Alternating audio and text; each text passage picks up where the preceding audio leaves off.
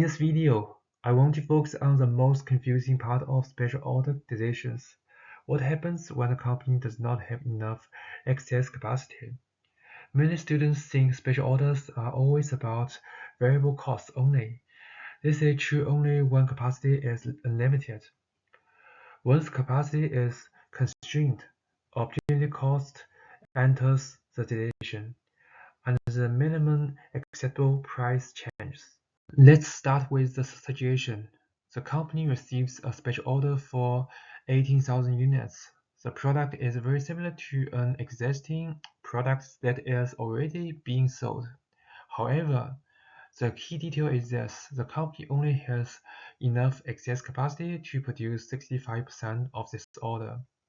That means the remaining units cannot be produced for free. They will replace or displace normal production.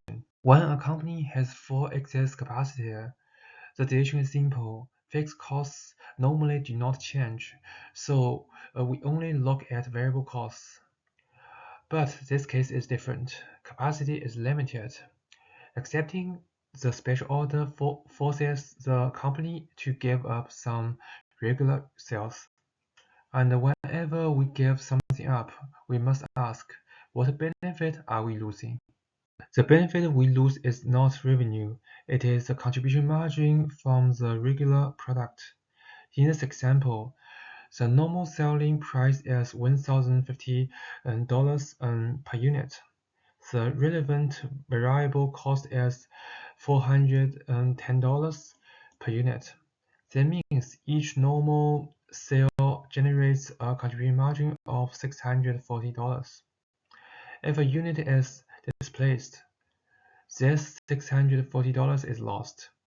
This lost contribution margin is the opportunity cost. The total special order is 18,000 units. Only 65% or 11,700 units can be produced using excess capacity. The remaining 6,300 units must replace normal sales.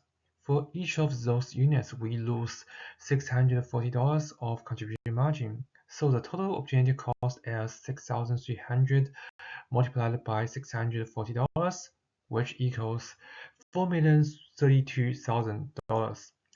This cost must be included in the estimation. Now we combine everything. The minimum acceptable price must cover two things. First, the variable production cost of the special order. Second, the opportunity cost from the lost contribution margin. If the special order price does not cover both, the company will be worse off, even if the order looks profitable on the surface. Let's summarize the key points.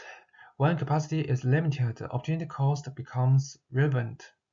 Opportunity cost equals the lost contribution margin, not lost revenue. As a result, the minimum acceptable price increases.